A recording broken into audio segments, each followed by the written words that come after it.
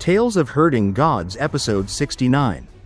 In the previous episode, Qin Mu and his companions had returned to the Imperial College after their perilous journey to Rolan's Golden Palace. The dragon Qilin, exhausted and starving, finally regained his strength thanks to Qin Mu's alchemy. Meanwhile, a fierce commotion erupted at Royalty's Park. The seventh princess, Ling Yushu, had returned stronger than ever, effortlessly defeating the princes and princesses with her newly mastered battle spell techniques, taught by Chancellor Ba Shan.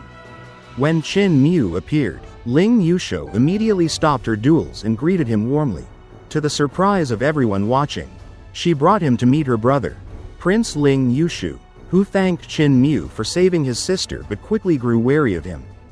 During their talk, Qin Mu learned that Gu Linuan, the man once sealed in ice, had now become the new Grand Chancellor.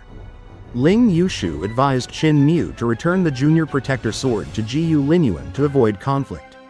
But Qin Mu refused, warning that Gu Linuan was neither forgiving nor honorable. And the story continues. Ling Yushu had a flickering expression as Qin Mu was right about his worry. He knew that Gu Linuan, the new Grand Chancellor, once served as the Crown Prince's teacher. That history meant trouble. The Crown Prince was far above a mere Imperial Prince like himself. And Gu Linuan would surely take every chance to cause him difficulty. Ling Yushu finally decided, "I won't interfere with your matter with Gu Linuan. But be cautious. His way of handling things is very different from the previous Grand Chancellor. He lacks the vision for nurturing long-term talent." Qin Mu simply nodded with calm confidence, saying, "Don't worry. At most, he'll cause trouble, but he won't dare to go too far." Ling Yushu looked at him in disbelief. Qin Mu sounded far too sure of himself. Could it be that Qin Mu had already become close to his seventh sister, the princess? That would explain the confidence. If Qin Mu was to be the emperor's son-in-law, then even Gu Linuan would have to tread carefully. After a pause, Ling Yushu sighed, revealing his plan to leave the Imperial College. "I intend to head to the borders to lead troops. I've reached the age and rank for command. But I worry about my seventh sister." Qin Mu smiled, assuring him, "Don't worry, second prince, there's me." That only made Ling Yushu more uneasy. "That's exactly why I'm worried," he thought to himself. After chatting for a while longer, Qin Mu excused himself, saying he needed to return to Scholar's residence after his trip. Ling Yushu walked him out of Royalty's Park and later told Ling Yushu, "Academician Qin is no ordinary youth. His thoughts are mature and steady. He'll become someone of great ability one day." Ling Yushu laughed. "He doesn't seem like an adult at all. He even calls me chubby. He doesn't know how to say sweet words." Ling Yushu only shook his head. He was resolved to leave Imperial College and warned her that Gu Linuan would likely make life difficult. If that happened, she should come to the borders to find him. Ling Yushu agreed but insisted on staying to continue her cultivation with Chancellor Ba Shan. Meanwhile, Qin Mu returned to Scholar's residence, the dragon Qilin lumbering happily behind him. The scholars nearby looked on with envy, an imperial academician traveling with such a grand beast. Yun Ke greeted Hu Linger with a grin, asking to redeem his pawned clothes. The little fox spirit took the coin pouch, weighed it, and agreed, calling out for others who still owed money. Soon, several sulking scholars appeared to repay their debts, and Hu Linger cheerfully promised them discounts the next time Qin Mu beat them up. One scholar muttered, "Who would dare? The Imperial Academician is now a sixth-ranking official." Hu Linger froze. If that were true, their side income from bets and loans was gone. She worried aloud that they wouldn't be able to afford feeding the dragon Qilin anymore. The great beast drooped its head pitifully, murmuring that it could survive on fewer spirit pills if necessary. Qin Mu comforted them both and suddenly asked for some of the dragon Qilin's saliva, sealing it in a jade bottle. He then made his way to the Hall of Supreme Healing. Inside, the old imperial physicians looked up with delight. "Little divine physician, what new medicine are you brewing today? If it's poison, warn us first." Qin Mu smiled and said he wanted them to test a new medicine, a healing panacea. The physicians tensed. remembering his earlier anesthetics and poisons. But curiosity won out. Imperial physician Yu cut Imperial physician Ding's arm, and Ding immediately roared in anger. Before a fight could break out, Qin Mu quickly applied a dab of dragon saliva to the wound. Within seconds, it healed completely, leaving no scar. The physicians gasped in awe. "Can it reattach broken limbs?" one asked. Qin Mu nodded. "Yes, once. I used it to mend a man severed at the waist. But the nerves and tendons still must be aligned manually. It tests one's true skill." Moments later, Imperial physician Yu fetched Taoist Ling Yun's injured crane, a victim of a fight with Chancellor Ba Shan's green cow. They severed the crane's leg again. Letting Qin Mu demonstrate, he carefully cleaned the bones, reattached the nerves, and sealed the wound. The crane soon stood up, astonished, her leg as good as new.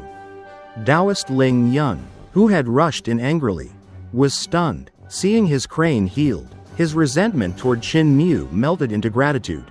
Qin Mu simply smiled and handed him a prescription for recovery, saying lightly, "Don't fight, won't make friends."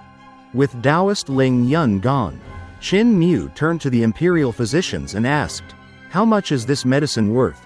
I'm short on money."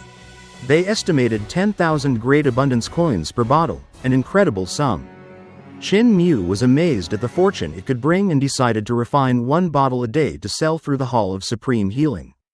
After he left, the physicians whispered among themselves, laughing greedily. They knew they could sell it for double the price. Outside, as Qin Mu walked back toward Scholar's residence, a cold voice rang out behind him. "Little bald donkey, where's your Kakara staff?" Qin Mu turned to see an elderly man in purple, Gu Linuan, the new Grand Chancellor. Qin Mu bowed politely. Gu Linuan smirked, saying, "When you scammed my junior protector sword, did you imagine the day you'd fall into my hands?"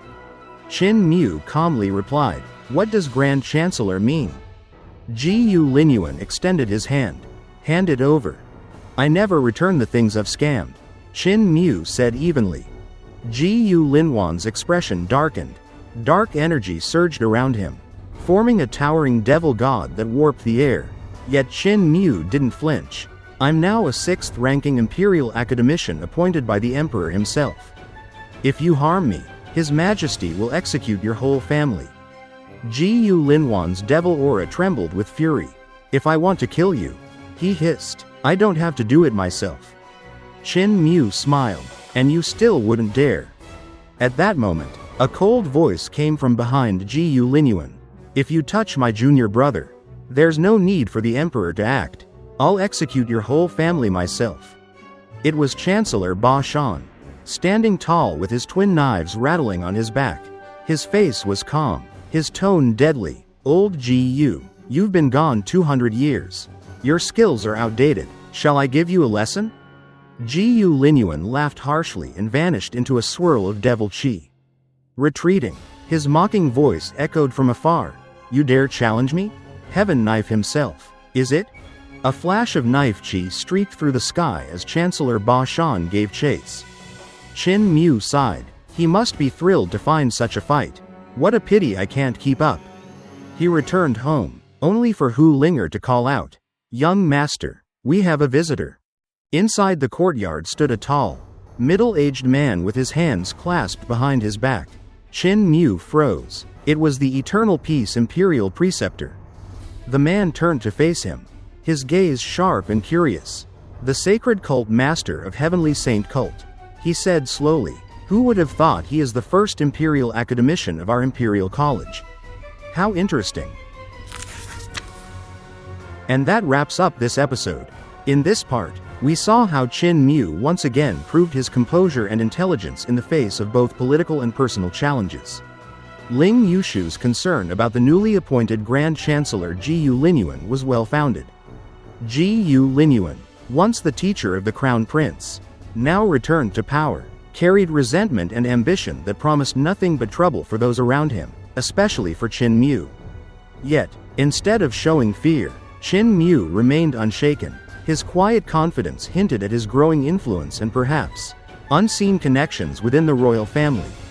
Meanwhile, Life at Scholar's residence brought a touch of humor and warmth, showing the everyday interactions between Qin Mu, Gu Linuan, and the other scholars.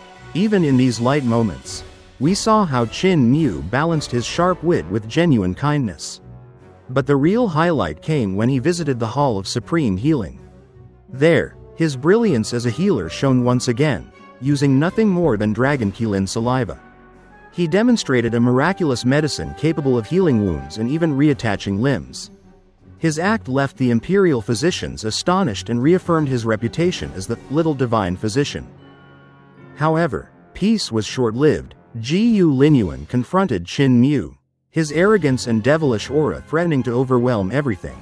Yet Qin Mu, unfazed, reminded him that harming an imperial academician personally appointed by the emperor would be suicide. The tension between them hinted at future power struggles within the Imperial College and the court itself. Then came the dramatic entrance of Chancellor Ba Shan, whose appearance instantly turned the tide. His warning to Gu Linuan, backed by sheer power, made it clear that Qin Mu was far from alone. The episode concluded with the arrival of an even more formidable presence, the Eternal Peace Imperial Preceptor. His calm yet piercing words revealed that he already knew Qin Mu's secret identity as the sacred cult master of the Heavenly Saint cult. His interest in Qin Mu suggests that something much greater is unfolding, one that will test Qin Mu's wisdom, courage, and destiny in ways he has never faced before. If you enjoyed this episode or found it fascinating, don't forget to like the video and subscribe to the channel so you won't miss the latest episodes following Qin Mu's incredible journey through the world of eternal peace. Thank you so much for watching, and we'll see you again in the next video.